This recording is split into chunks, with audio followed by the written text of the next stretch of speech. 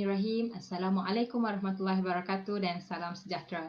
Pertama sekali saya ingin mengucapkan ribuan terima kasih kepada penonton rancangan Virtual Speaker Corner yang telah dianjurkan oleh Unit Akademik Fakulti Pertanian dengan kerjasama Persatuan Mahasiswa Fakulti Pertanian dan kelab-kelab program di bawahnya. Saya, Ummu Khotun Daliana binti Kamruddin merupakan moderator anda pada hari ini. Pada episod 24 ini, pelajar tahun ketiga bagi program Bachelor Sains Aquaculture dan Kemudian telah dijemput untuk melakukan sesi perkongsian. Jadi tajuk yang akan dikongsikan pada hari ini bertajuk Pertahankan spesies tempatan, hapuskan spesies perosak. Sebelum memulakan sesi perkongsian, eloklah kiranya saya memperkenalkan serba sedikit mengenai panel kita ini. Panel kita berasal daripada Kuala Pilah Negeri Sembilan dan merupakan lulusan UPM Kampus Bintulu Diploma Perikanan. Nama diberi ialah Muhammad Faiz Muhammad Salihuddin. Saudara Faiz pada tahun 2019-2020 telah menjawat jawatan sebagai Presiden Kelab Program Bachelor Science Aquaculture. Walaupun memegang jawatan sebagai pelajar sepenuh masa, saudara Faiz juga melakukan kerja sambilan menjual ikan-ikan hiasan. Jadi tanpa membuang masa, marilah bersama-sama saya untuk mempersilakan saudara Faiz. Dipersilakan. Bismillahirrahmanirrahim. Assalamualaikum warahmatullahi wabarakatuh dan selamat sejahtera saya ucapkan kepada saudari moderator dan juga kepada semua penonton Speaker Corner bagi episod 24 hari ini. Pertama sekali saya ingin mengucapkan jutaan terima kasih kepada pihak UPM, Fakulti Pertanian dan khususnya kepada pihak Permatani selaku penganjur bagi program ini kerana sudi memberikan ruang dan peluang kepada saya untuk berkongsi serba sedikit mengenai topik kita pada hari ini, iaitu pertahankan spesies tempatan dan hapuskan spesies perosak. Baiklah, izinkan saya memperkenalkan diri saya terlebih dahulu. Nama saya Muhammad Faiz Muhammad Salihuddin, merupakan pelajar Bachelor Aquaculture tahun ketiga di Universiti Putra Malaysia dan saya merupakan ahli Persatuan Mahasiswa Fakulti Pertanian iaitu Permatani dan juga ahli Kelab Aquaculture UPM. Baiklah. Sejak kebelakangan ini, kita boleh dapati bahawa isu mengenai kehadiran spesies perosak di negara kita semakin berleluasa. Persoalannya, apakah yang dimaksudkan sebenarnya dengan spesies perosak? Okay, baiklah. Manny Segaran dan Soundarajan pada tahun 2008 telah menakrifkan spesies perosak ialah kesemua organisma hidup yang mendatangkan kemudaratan dan kemusnahan bukan sahaja kepada manusia tetapi juga kepada ekosistem. Spesies perosak tersebut termasuklah ikan, udang, tanaman, rumpai, serangga perosak, kutu, nematod dan mamalia. Jadi, pada hari ini kita akan membincangkan mengenai spesies ikan perosak di perairan negara kita. Seperti yang kita telah ketahui, pada 15 Disember 2020 yang lepas, negara kita telah dikejutkan dengan penemuan seekor ikan berkepala buaya di Sabak Bernam, berhampiran Sungai Lang. Untuk pengetahuan anda, ikan tersebut adalah Atractoscius spatula ataupun lebih dikenali sebagai alligator gar.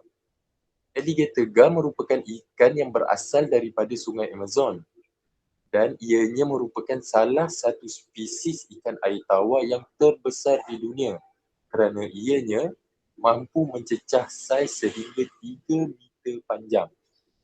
Penemuan ikan ini dalam perairan semula jadi di negara kita merupakan berita buruk dan menakutkan kerana ia memberikan kita gambaran jelas bahawa perairan negara kita telah dicemari dengan spesies ikan pendatang dan perosak yang mampu memberi kesan buruk kepada sistem akuatik negara kita.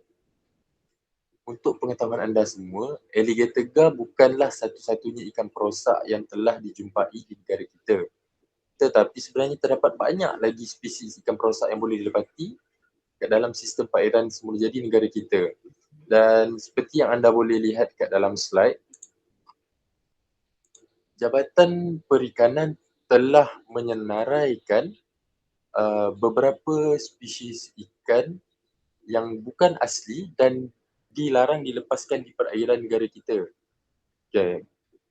Yang paling popular ataupun boleh dikatakan semakin mudah dijumpai sekarang adalah, sebagai contoh kita ambil ikan flower horn, ikan peacock bass, ikan keli Afrika, patin ceopraya ataupun hyphin catfish dan sebagainya.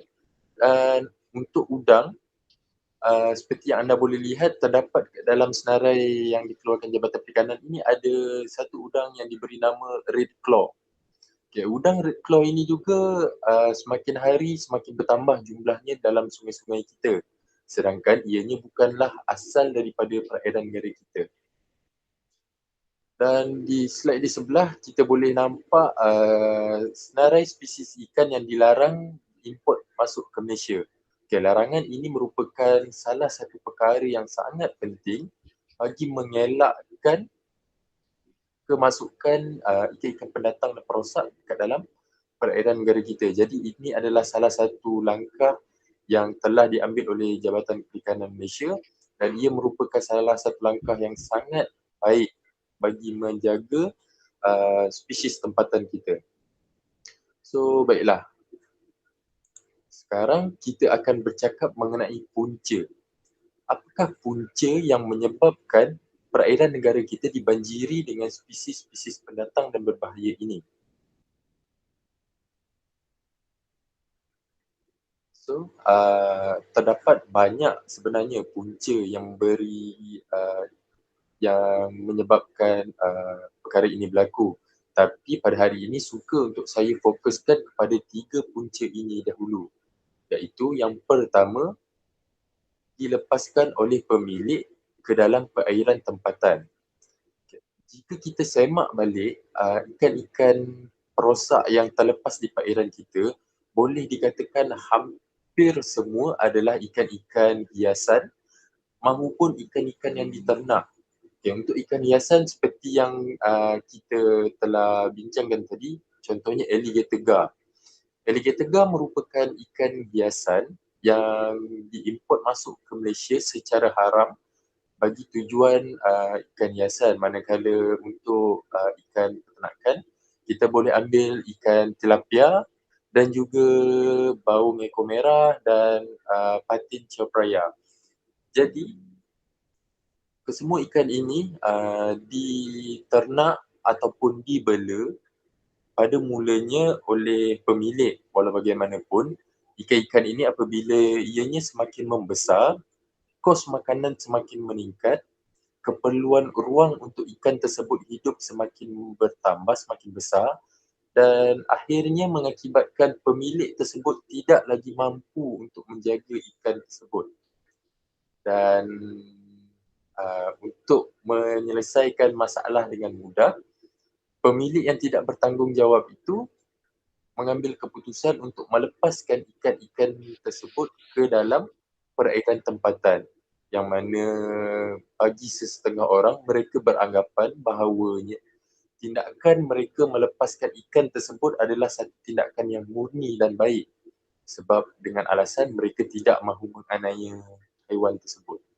Sebaliknya, perkara yang berlaku adalah mereka sebenarnya telah menjadi punca kepada kerosakan ekosistem akuatik negara kita. Baiklah, punca yang kedua adalah terlepas keluar daripada tempat ternakan. Seperti yang telah saya perkatakan sebentar tadi, salah satu punca kehadiran ikan-ikan spesies perosak dalam sistem perairan negara kita adalah terlepas keluar daripada tempat ternakan. Antara ikan yang agak popular untuk diternak termasuklah ikan keli Afrika, ikan tilapia dan patin ceopraya. Okay, jadi pada mulanya ikan-ikan ini diternak bagi tujuan penjualan. Walau bagaimanapun, berkemungkinan ada beberapa perkara yang berlaku hingga menyebabkan ikan-ikan tersebut terkeluar daripada kawasan ternakan. Sebagai contoh, apabila berlakunya banjir yang menyebabkan kolam ternakan melimpah ataupun sangkar ternakan koyak, dan perkara-perkara tersebutlah yang menyebabkan ikan ternakan tersebut terkeluar daripada tempat ternakan dan akhirnya akan menjadi punca kerosakan ekosistem akuatik negara kita.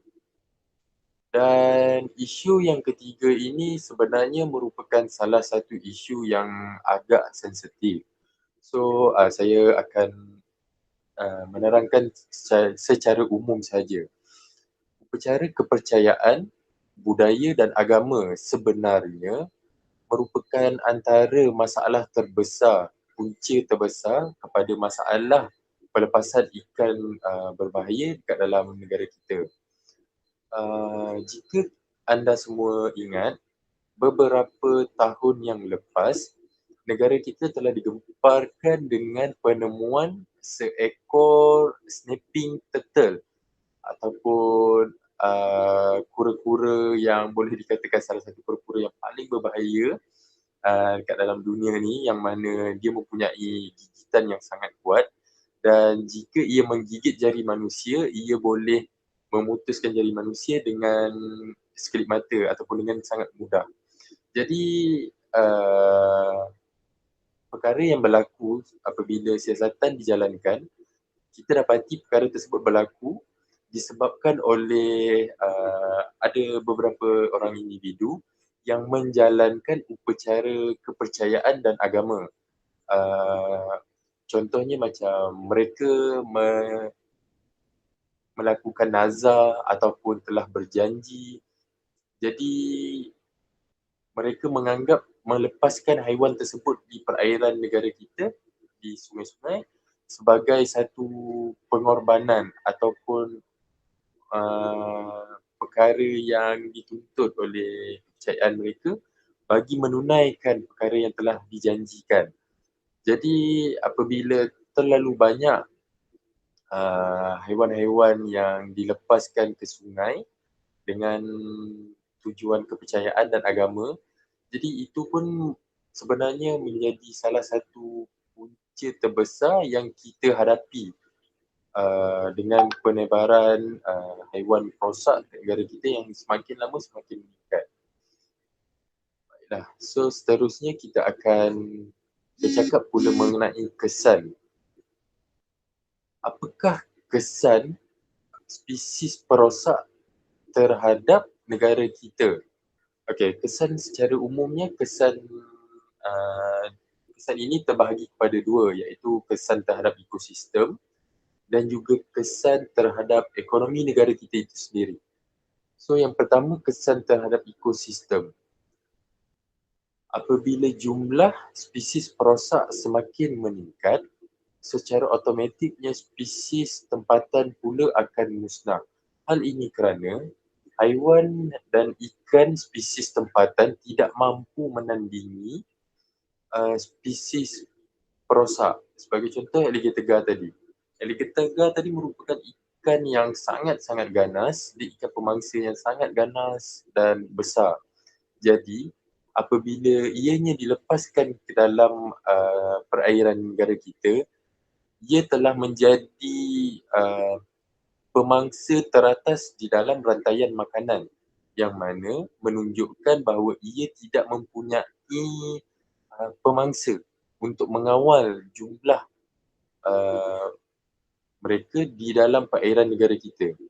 Dan tambahan pula, dengan selera makan ikan-ikan ini yang sangat-sangat besar, sangat-sangat kuat, ia akan makan, boleh dikatakan bermula daripada larvae sehinggalah spesies ikan tempatan kita yang sudah dewasa. Jadi perkara itu menyebabkan spesies tempatan tidak boleh survive lah dekat dalam kita punya sistem perairan kita. Dan yang kedua, penyebaran penyakit.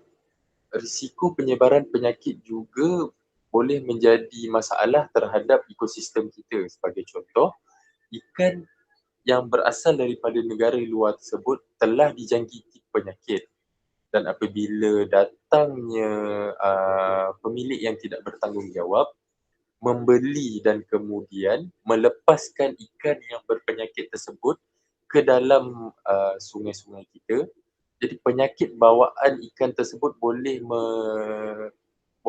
merebak dan berjangkit kepada ikan-ikan dan juga organisma di sekeliling sungai kita.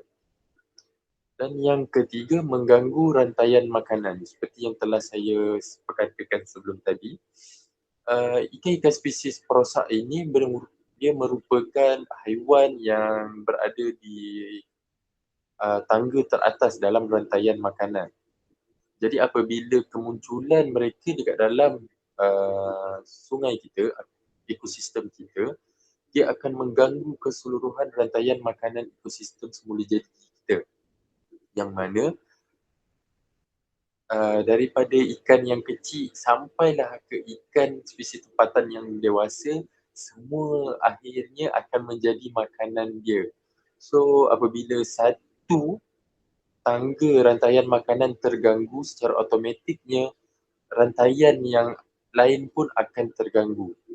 Jadi bagi setengah pihak yang tidak bertanggungjawab, mereka tidak nampak akan kesan ini dan mereka tidak mahu ambil tahu pun perkara-perkara ini. Jadi apa yang mereka fikir cumalah melepaskan ikan-ikan tersebut ke dalam sungai sebanyak mungkin 1-2 ekor tidak menjadi masalah, dan mungkin sebenarnya perkara itu adalah perkara yang baik untuk mereka lakukan. Tapi sebenarnya kalau kita kaji dengan lebih teliti, kita semak semula apa yang perkara yang akan berlaku, kita akan dapati bahawa perkara-perkara yang berlaku bukanlah perkara kecil anak, tapi sebenarnya perkara yang sangat besar dan boleh memberikan kesan yang agak teruk. So, negara kita juga takkan terlepas mendapat kesan dari segi ekonomi daripada pertambahan jumlah ikan spesies perosak ini. Yang pertama, nelayan hilang pendapatan. Apabila kehadiran jumlah spesies ikan perosak ini semakin bertambah, spesies tempatan akan semakin berkurang.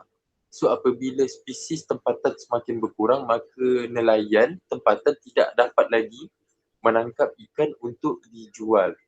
Kalau kita boleh semak semula ke belakangan ini, di dada-dada akhbar kita nampak bagaimana keluhan para nelayan mengadu nasib bahawa mereka sekarang tidak mendapat jumlah tangkapan yang pernah mereka dapat sebelum ini. Katakanlah sebelum ini mereka boleh dapat beberapa puluh kilo ataupun katakanlah ratus kilo. Tapi sekarang kadang-kadang sampai tahap mereka pergi dan pulang dengan tangan kosong. Ataupun jika mereka bawa balik sekalipun, mereka akan bawa balik spesies perosak seperti udang, red claw ataupun ikan, mereka dapati ikan tilapia, ikan peacock bass. Jadi untuk mereka mendapat ikan semula jadi, contohnya seperti patin, lampam dan sebagainya, dah susah. Dan begitulah juga apa yang terjadi kepada udang galah. Saban hari, harga udang galah semakin meningkat. Hal ini kerana jumlah tangkapan udang galah semakin berkurang. So apabila demand meningkat, permintaan terhadap udang galah meningkat, tetapi supply semakin berkurang, so itu menyebabkan peningkatan harga yang ketara. So itu pun menunjukkan salah satu kesan berlakunya kerosakan yang teruk di ekosistem akuatik kita. Baiklah, bagi kesan yang seterusnya terhadap ekonomi kita adalah kos pencegahan dan pemeliharaan meningkat. Apabila berlakunya peningkatan jumlah ikan perosak dalam sistem akuatik kita, so mestilah kita melakukan sesuatu perkara untuk membanteras dia, dan sebagai rakyat kita perlu bekerjasama dengan pihak kerajaan untuk mencegah dan mengelakkan perkara tersebut semakin berleluasa.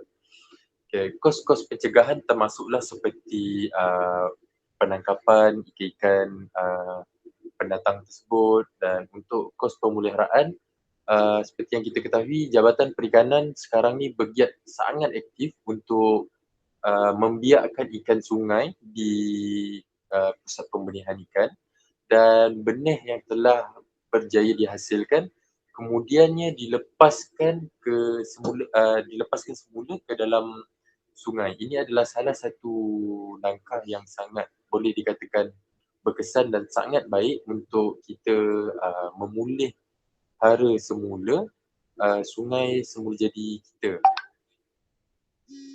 So cara mengatasi, baiklah,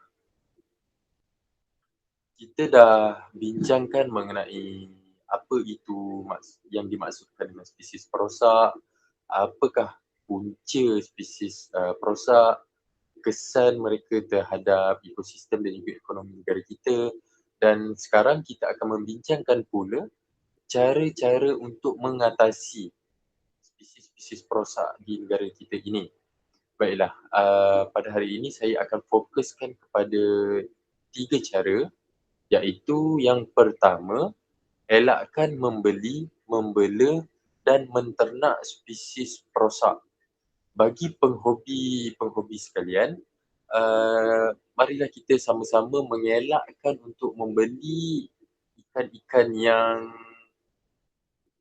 kita tak mampu untuk jaga dalam jangka masa yang panjang. Okey, contohnya alligator gar dan juga arapaima gigas. Yes. Kedua-dua ikan tersebut merupakan ikan yang sangat-sangat agresif.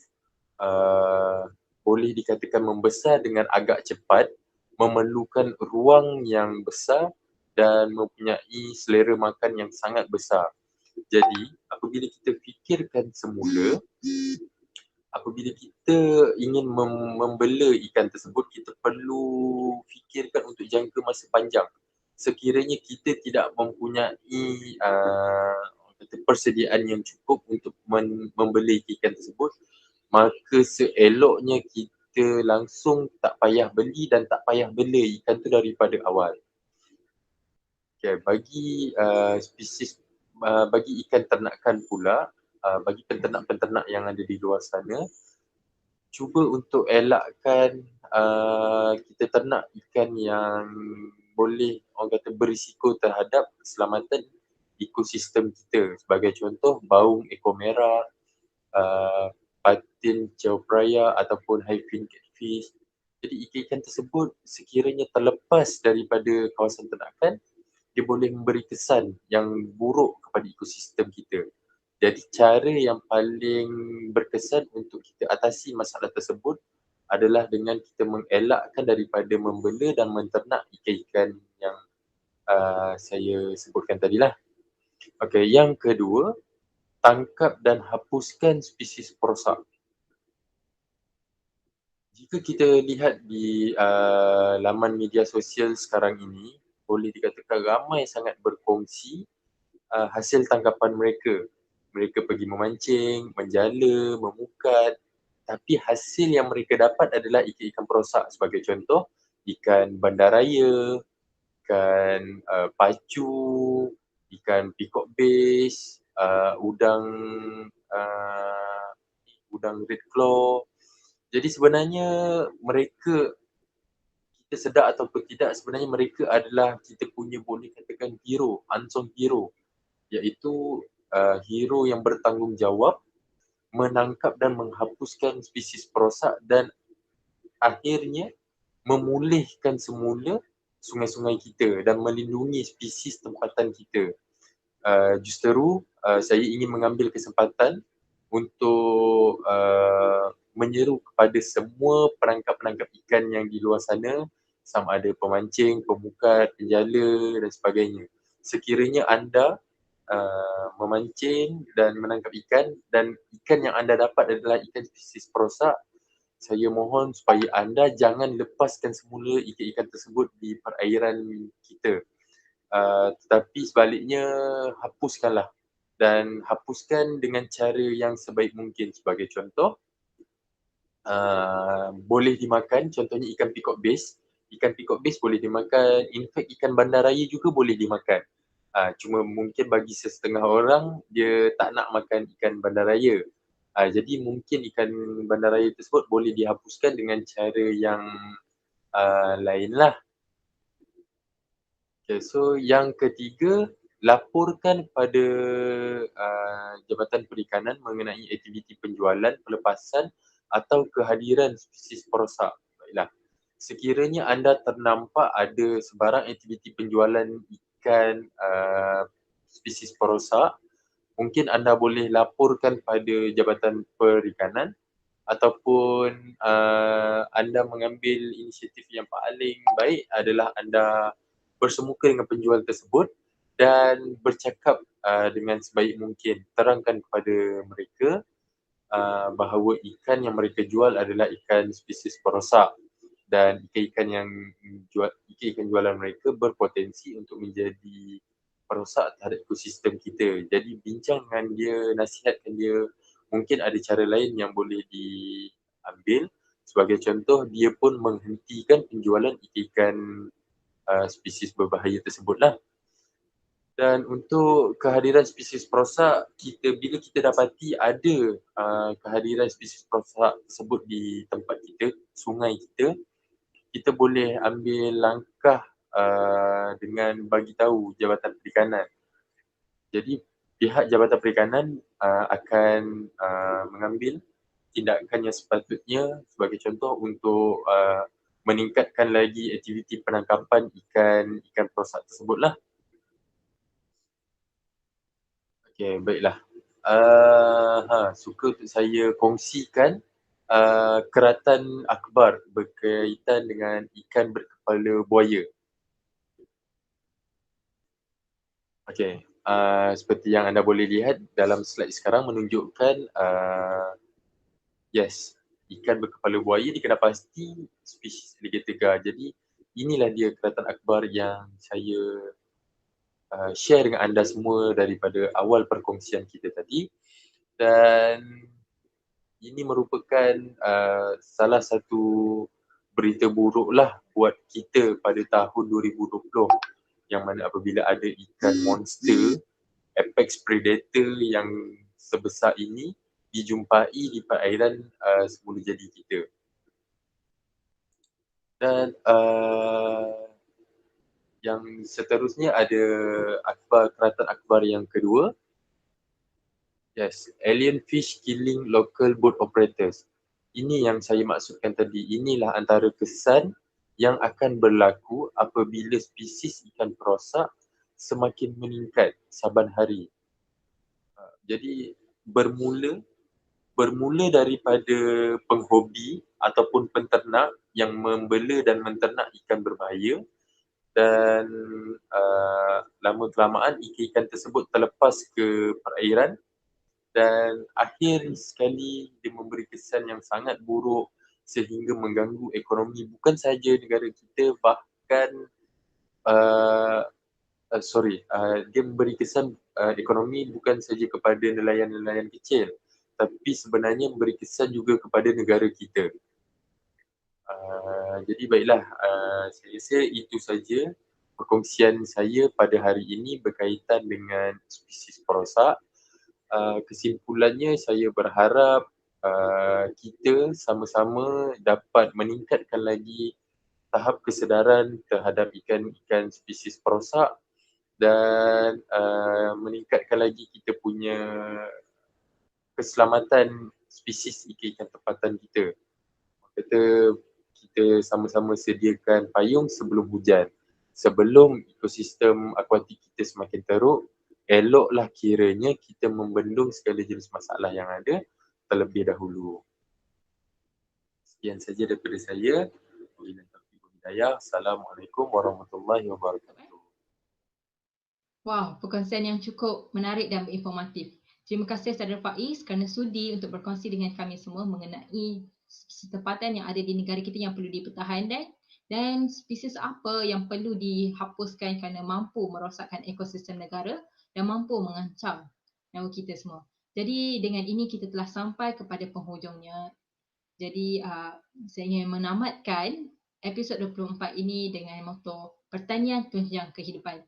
Jangan lupa untuk like, subscribe dan juga share rancangan ini kepada kawan-kawan anda semua. Dan jangan lupa untuk tinggalkan komen di ruangan di bawah. Terima kasih.